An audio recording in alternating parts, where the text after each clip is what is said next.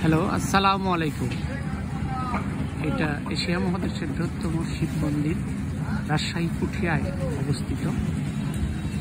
এর পাশেই পৌরসভার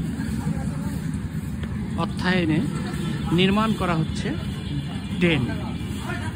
কিছু মানুষের উপকারের জন্য ড্রেনটি নির্মাণ করা হচ্ছে। মজার বিষয় হচ্ছে যে এই ড্রেনটা নির্মাণ করা ভালো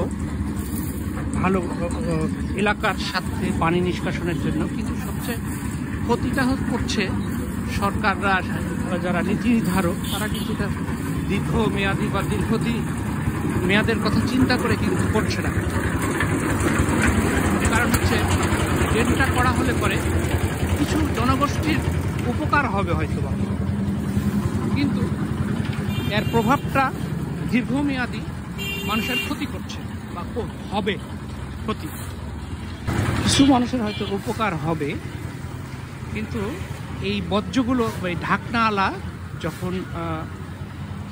ঢাকনাওয়ালা এটা কি ড্রেনেজটা হচ্ছে, এই এলাকার কিছু মানুষ যারা বসবাস করে বাজার এলাকার কিছু লোক, সবাই পুঠিয়া বাজারে সবাই না, কিন্তু এরা কি করবে, এরা কিন্তু এই পায়খানা পেশাবের বর্জ্যগুলো এই ঢাকনাওয়ালা ড্রেনের মাঝে দিয়ে দিবে, ডাইরেক্ট লাইনটা।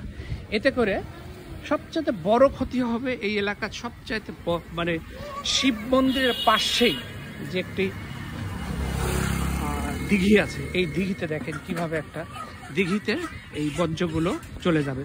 এতে বিশাল জনগোষ্ঠী, পরিবেশের ভারসাম্য নষ্ট হবে, পরিবেশের ক্ষতি হবে, বর্জ্যগুলো থেকে মানুষের রোগ জীবাণু ছড়াবে।